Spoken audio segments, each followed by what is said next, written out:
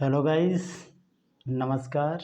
This is your Anup Maurya and you are welcome on Unfiltered Anup Maurya.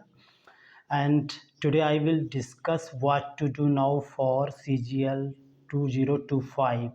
This is the roadmap for CGL 2025 through re-exam of phase 13 जो हमारा हुआ था 29 अगस्त 2025 को इडिक्विटी base था latest pattern पे। तो हम देखते हैं कि इसके थ्रू आज मैंने यहाँ पे सारे के सारे क्वेश्चन जितने भी आए थे मैंने नोट डाउन कर लिया। मैंने रिकॉल करने की कल पूरी कोशिश की और रिकॉल भी सभी क्वेश्चन हो गए बिकॉज मैंने होल डे कल इंग्लिश को मैंने रीड किया। ठीक, तो बहुत ज़्यादा लॉन्ग वीडियो नहीं होने वाली है। इसको जो है आप 2x या जितने भी आपके पास एक्स हैं आप देख सकते हैं मिला के। ठीक, तो इसमें जो हमारा टाइम लगा था देख सकते हैं कि 14 मिनट लगा था। क्यों लगा था? क्योंकि यहाँ पे इसमें विंडो जो थी, विंडो के दो स्क्रॉल बार थे, हॉरिजॉन्टल एंड वर्टिकल। उसके बाद जो इसका सॉफ्टवेयर था उसके भी दो स्क्रॉल बार थे, इस वजह से टाइम लगा। ठीक, तो हम इसमें देखते हैं आज आया क्या था। तो इसमें देख लीजिए वोकैब पोर्शन पहले मैंने डिटेक्ट किया कि वोकैब पोर्शन में क्या था।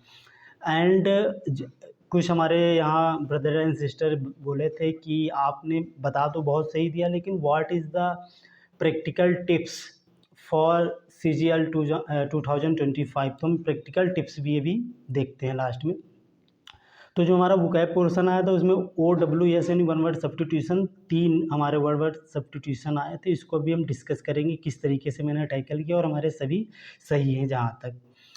एंड यहाँ मैं बोलना चाहूँगा really I love your comments, so please comment. तो यहाँ पर देख सकते हैं कि हमारा जो मीनिंग आए थे, सिनोनिम आए थे, हमारा एक परफंक्ट्री वर्ड आया था एंड एक हमारा इम्परवियस वर्ड आया था एंड एक हमारा वर्ड आया था रियल आया था। तो ये हमारे जो हैं ये TCS के ही बेस्ड हैं, बट ये डिफरेंट एग्ज़ाम में पूछे गए हैं। हम इसके भी आपको बुक्स भी दिखाएंगे कहाँ से जो है ये वर्ड आए थे। ये तो प्रीवियस ईयर 101%। और ये TCS का पेन जो है ये TCS ने प्रोवाइड कराया था, देख सकते हैं आप। हमने कहा चलो इसी से प्रैक्टिस करते हैं। एक हमारा एंटोनिम में रियल वर्ड आया था एंड स्पेलिंग एरर में इन्होंने डायरेक्टली एक वर्ड तो इन्होंने डायरेक्टली दे रखा था, लेकिन इसमें से आपको 3 पता होने चाहिए तब इसको आप कर पाते। ठीक, यानी एरर जो स्पेलिंग एरर आता था एक सेंटेंस में दिया था कि कौन से सेंटेंस में कोई एरर नहीं है। ठीक, इन द सेंस कि स्पेलिंग एरर नहीं, इसको आपको डिटेक्ट करना था। इडियम फ्रेजेस जो थे वो सेंटेंस में थे एक जैसा। जहाँ तक मैं रिकॉल कर पा रहा हूँ 100% ये आया था बार्किंग द रॉन्ग ट्री, ये तो आप लोगों को सभी को पता है। ठीक, एंड दूसरा मुझे नहीं रिकॉल हो पा रहा है। उसके बाद हम देखते हैं जो हमारा ग्रामर पोर्शन है उसको देखते हैं ग्रामर पोर्शन कहाँ से आया था। तो ग्रामर पोर्शन एक हमारा सेंटेंस जो मैंने देखो सेंटेंस एंड वर्ड वही याद रहते हैं, आपने भी ये चीज़ डिटेक्ट की होगी। या तो वो एकदम से विद इन सेकेंड हो जाए या तो आप उस पर टाइम देंगे तभी याद रहता है। तो दोनों सेंटेंस में मैंने टाइम दिया तो मे बी ये बहुत जल्दी हो गया ना। Of this 3 boys he is smarter. तो यहाँ पे 3 है इसलिए यहाँ पे स्मार्टर ना के स्मार्टेस्ट आएगा। लेकिन यहाँ में पहले सेंटेंस के पहले पार्ट को नहीं सही करना कि हम यहाँ 3 की जगह 2 कर दें और स्मार्टर कर दें, दैट्स नॉट गुड। एंड एक हमारा जो इम्प्रूवमेंट में सेंटेंस आया था वो पास्ट परफेक्ट टेंस का था। ठीक, वो कैसा था कि कोई इवेंट पास्ट टेंस की दी हुई है और उससे पहले एक दो इवेंट दी है, तो इसको हमको पास्ट परफेक्ट में बनाना रहता है। तो इसमें इम्प्रूवमेंट में था तो इसमें प्रेजेंट परफेक्ट कंटिन्यूस टेंस भी था एंड पास्ट परफेक्ट कंटिन्यूस भी था। तो ये अब रानी मैम की जैसे ही 60 रूल जो उन्होंने कराए जैसे ही 15 मिनट तक आप देखेंगे ये आपका पोर्शन क्लियर हो जाएगा। एंड जो न्यू चीज़ आई है ये देख लीजिए, न्यू क्या आया है, टाइप ऑफ सेंटेंसेज आए हैं, simple sentence, complex sentence and combination sentence. तो आप इसको जो है रीड कर सकते हैं। ये हमारा क्लास 10th एंड 12th की आपको बुक में मिल जाएंगी अगर आपने उन बुक्स को सही से रखा होगा। और उसके बाद हम ये देख लेते हैं जो हमारा नरेशन पार्ट है। नरेशन पार्ट में देखो लेंदी बहुत था, जैसा हमने यहाँ पे डिस्कस किया है, जो हमारे स्क्रॉल करना पड़ रहा था, इसकी वजह से हमें बहुत टाइम लगा, इसी वजह से मुझे यहाँ 14 मिनट लगे, अदरवाइज़ मैं 8 to 10 मिनट में करके आगे बढ़ जाता हूँ। नरेशन पार्ट में 3 क्वेश्चन थे, और यहाँ पे आप ये देख सकते हैं पोर्शन ये वाला कि direct indirect and passive voice, ये दोनों तरफ से दिए थे। एक जैसे एक्टिव टू पैसिव करना है, तो एक पैसिव से एक्टिव, एंड डायरेक्ट इनडायरेक्ट में भी इनडायरेक्ट से डायरेक्ट करना था, तो यहाँ थोड़ा डिफ़िकल्ट था। ठीक, पैसेज जो हमारा, हाँ पैसेज के बारे में हम थोड़ा बात कर लेते हैं। लेंदी थे, रीड करते रहिए, और अब आपके जो कॉन्सेप्ट क्लियर तो आराम से हो जा रहा था। हाँ थोड़ा लेंदी थे। हाँ एडिशनल इसमें क्या था, एक सेंटेंस ना देखिए दूसरा सेंटेंस में इन्होंने ऐड कर रखा था, तो दोनों वर्ब को हमको चेंज करना था, ये ध्यान रखना है। एंड आ जाते हैं हम हाँ इस पे आ जाते हैं पैसेज पे। देखो टाइम जो लगा यहीं पे ही लगा है ज़्यादा टाइम, तो पैसेज लेंदी था एंड बेस्ड किस पे था, ये भी मैंने रिकॉल कर लिया। बेस्ड किस पे था, आइंस्टीन थ्योरी ऑफ रिलेटिविटी था। अब इसमें क्वेश्चन हमारे 5 थे, अब और इसमें 2 हमारे वोकैब के थे, एंड 3 क्वेश्चन हमारा एक टोन पे बेस्ड था, एक टाइटल था, और एक इन्होंने इसमें एक सेंटेंस उसी में से लाइन उठाया था, बोला था इसका क्या मतलब है। इसमें वर्ड थोड़ा डिफरेंट थे, और ये जो 2 वोकैब थे तो आप डायरेक्ट कर लेंगे। अभी ये जब आप इसको कोई भी यहाँ स्टूडेंट या कोई भी काउंट करेगा तो कहेगा यहाँ तो आपने सर 25 से ज़्यादा जो है क्वेश्चन बता दिए, तो ये 2 वोकैब इसमें थे, एंटोनिम पूछा था। ठीक, यहाँ ना पूछ के एंटोनिम, यहाँ से पूछा था। ठीक, अब आ जाते हैं अपने PQRS पे। PQRS जो आया था भाई AI बेस्ड आया था, याद रखिएगा। इसके जो आंसर हैं, पॉसिबल मोर देन 2, ठीक 2 या मोर देन 1, तो AI बेस्ड आया था, तो इसको अब जो है रीडिंग पे डिपेंड है। अब आ जाते हैं हम कहाँ, हमारी क्या प्रैक्टिकल। देखो कि बहुत सारे स्टूडेंट ने पिछला जो हमारा रिव्यू वीडियो देखा था उसमें ये था कि अब सर कुछ प्रैक्टिकल तो बता दीजिए। तो प्रैक्टिकल ये है, ये हमारा 80% हमारा TCS बेस था एंड 20% ओनली चेंज था। ठीक, तो बहुत ज़्यादा यहाँ पे आपको वरी होने की ज़रूरत नहीं है। अब प्रैक्टिकल हमारी अप्रोच क्या होनी चाहिए फॉर CGL 2025 के लिए। ठीक, तो वोकैब, हाँ ये अगर हम पेपर को पूरा सेग्रीगेट करने की अगर कोशिश करेंगे तो 40% से लेकर 45% तक आपका रट्टाफिकेशन इन द सेंस ऑफ कि वोकैब पोर्शन था, एंड 50 से 55% आपका ग्रामर एंड PQRS एंड आपका पैसेज था। ठीक, तो रट्टाफिकेशन आप करिए, ठीक वोकैब का डेली 1-2 घंटे जितना भी आप कर सकते हैं, बट केयरफुली। आप गूगल थ्रू उसकी डिफिनीसन पॉजिटिव जा रही है वो उस वर्ड की या निगेटिव जा रही है, ये भी आपको ध्यान के रखने की ज़रूरत है।